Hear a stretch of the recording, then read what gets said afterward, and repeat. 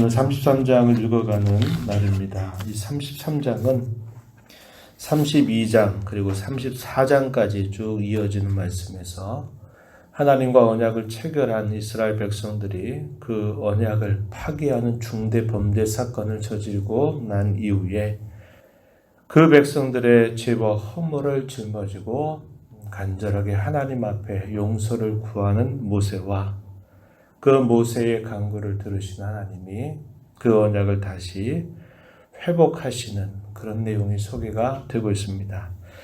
오늘 우리가 읽은 이 본문 속에서도 역시 그러한 내용이 잘 확인되고 있습니다. 우리가 어제 읽었던 말씀 속에서는 하나님께서 그 백성들을 다 진멸해버리겠다. 그리고 내가 새로운 나라를 내가 세우겠다. 이런 하나님의 마음을 모세에게 보여주셨습니다. 모세가 하나님 앞에 간절하게 그 백성의 죄를 용서해 주실 것을 구하게 되죠.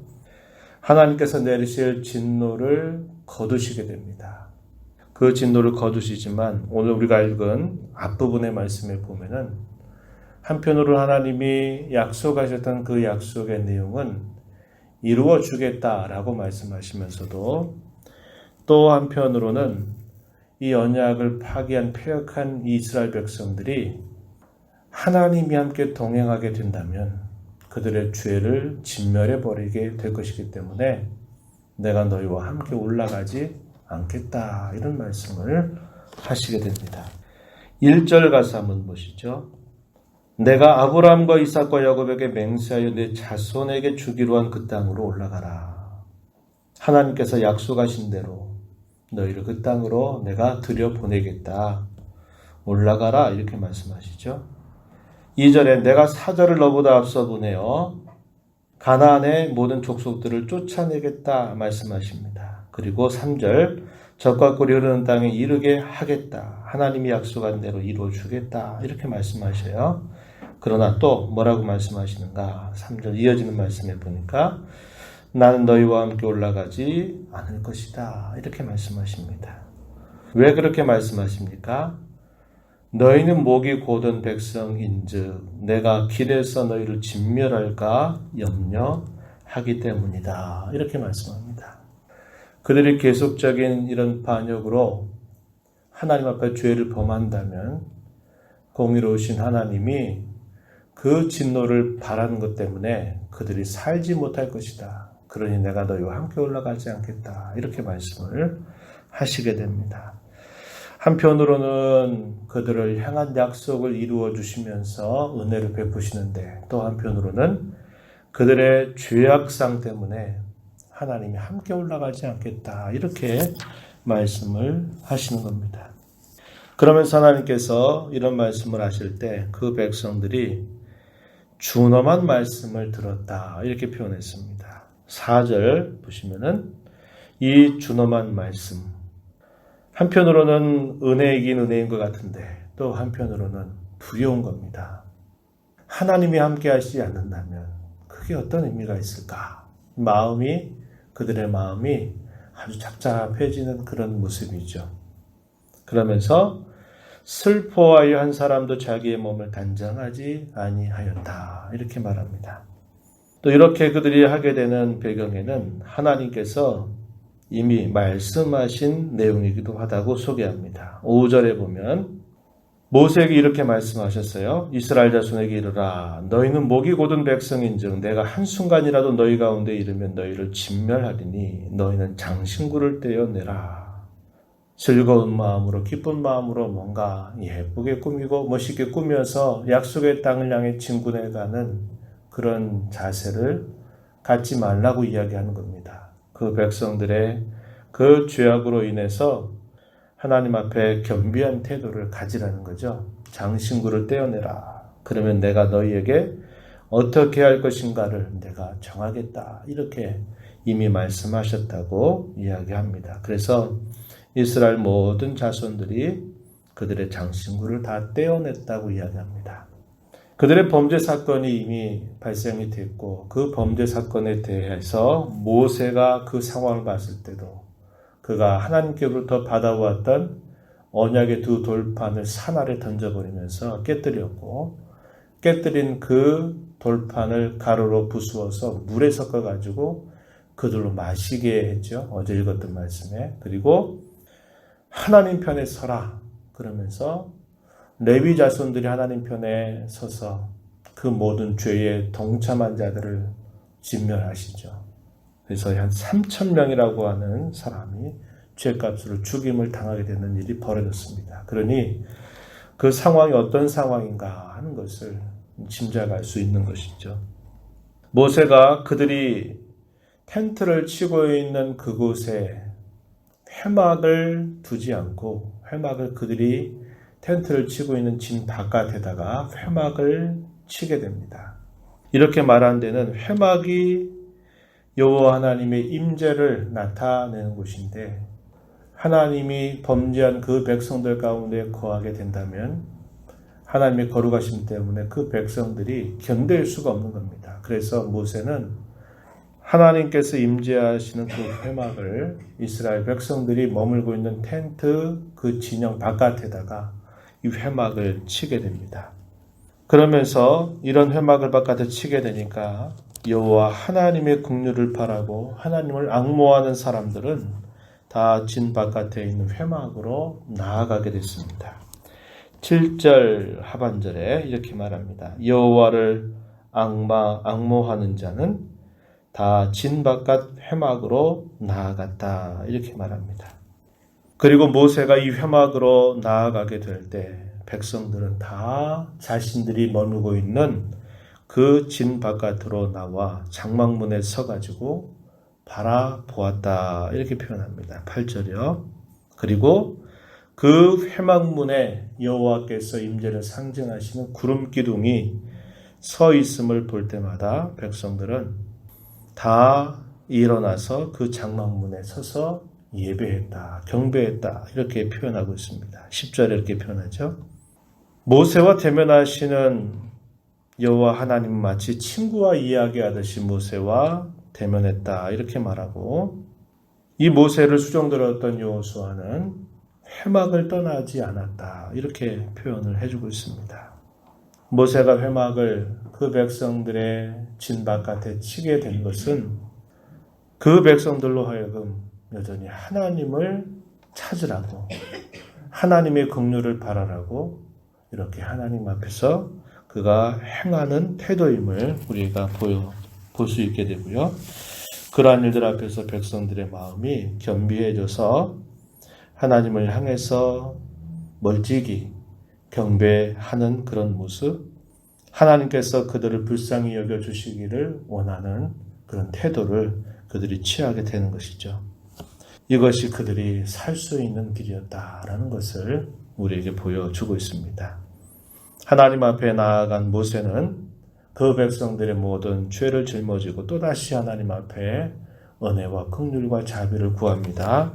13절 말씀해 보니까 내가 참으로 주의 목전에 은총을 입어싸우면 이렇게 말하면서 하나님 앞에 기도하게 되는데 그 기도의 가장 핵심적인 것은 뭐냐? 하나님께서 함께 하시지 않는다면 우리가 올라가는 게 아무 의미가 없습니다. 여호와 하나님이 동행하시지 않는다면 그게 무슨 소용이다 있겠습니까? 하나님, 이 백성들의 모든 죄를 용서하시고 하나님이 함께 동행해 주시기를 바랍니다. 이렇게 모세가 기도하는 겁니다. 13절에 보면 모세가 이렇게 말씀드려요. 주의 길을 내게 보여주셔서 내게 주님을 알려주시고 나로 주의 목전의 은총을 입게 하시며 이 족속들을 당신의 백성, 주의 백성으로 여겨주시옵소서 이렇게 기도합니다. 15절에서는 또 이렇게 말하죠. 주께서 친히 가지 아니하시려거든 우리를 이곳에 올려보내지 마옵소서 이렇게 기도합니다. 가장 중요한 표현이죠. 주님이 함께 하시는 곳이 의미가 있지 주님이 함께 동행하시았는데 적과 꿀이 흐르는 가나안 땅이 무슨 소용이 있겠습니까? 하나님이 함께 해주셔야만 됩니다. 하나님이 동행이 무엇보다 가장 중요한 일입니다. 이렇게 모세가 하나님 앞에 아뢰고 있는 것이죠. 18절 가서 보면 주님의 영광을 내게 보여주소서 이렇게 하나님 앞에 기도하게 됩니다. 하나님께서 이 모세의 간구를 들으시고 긍휼을 베푸셨습니다. 14절에 보니까 내가 친히 갈 것이다. 내가 너를 쉬게 할 것이다. 모세의 마음은 얼마나 불안했을까요?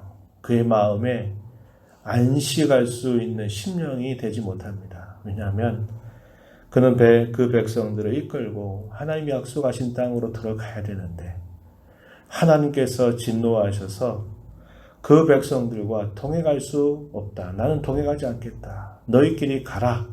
그러나 약속한 것은 이루어질 테니까 너희끼리 가도록 해라. 이렇게 말씀하시는 그 이야기를 들을 때 이 모세의 마음은 대단히 불안했고 어찌할 수 없는 그런 심령이었을 겁니다. 모세의 간구를 들으신 하나님은 응답해 주시는데 내가 너로 쉬게 하겠다. 여기 무슨 말입니까? 내가 너의 심령 속에 불안해하고 어쩔 줄 몰라 하는 그 마음에 내가 내 마음에 평안을 주겠다. 염려하고 근심하는 마음을 내가 다 없애주겠다.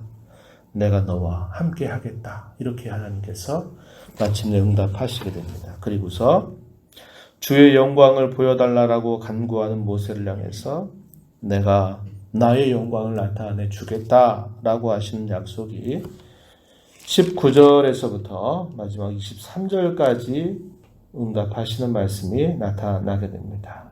19절에 보니까 내가 내 모든 선한 것을 내 앞으로 지나가게 하고 여호와의 이름을 내 앞에 선포할 것이다. 이렇게 말씀하십니다.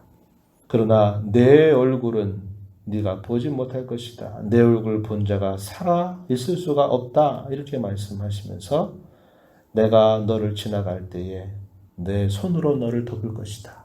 그러면서 너는 내 등을 볼 것이고 얼굴은 보지 못할 것이다. 이렇게 말씀하십니다. 여기서 우리가 주의해야 될 표현은 하나님이 정말 얼굴이 계시다. 얼굴 가지고 있다. 등이 있다. 그렇게 말하는 게 아닙니다. 이걸 신인 동형론적 표현이다. 이렇게 말해요. 우리 사람이 이해할 수 있는 그런 표현들로 말씀하신 것이지 하나님이 우리 눈에 보이듯이 얼굴이 있고 등이 있고 그런 분이 아니라는 것을 우리는 알고 있는 것이죠. 하나님의 영광을 직접 목도하게 되는 사람은 죄악 때문에 그들의 그런 부족함 때문에 그 앞에 설 수 있는 자가 아무도 없다는 겁니다. 그래서 하나님이 그의 영광을 나타내실 때 이렇게 하시겠다 모세에게 응답하시는 것입니다. 우리는 이 말씀을 보면서 한 가지를 생각합니다. 하나님께서 함께하지 않는다면 그 어떤 것도 아무런 의미가 없다. 우리가 말하는 어떤 기도의 내용들이 응답이 되고 또 우리가 뭔가 기대하는 일들이 다 이루어져서 뭔가 좋은 것이 있는 것처럼 보여도 하나님이 거기 함께하지 않는다면 그건 아무 소용이 없다는 것을 우리는 깊이 배우게 되는 겁니다.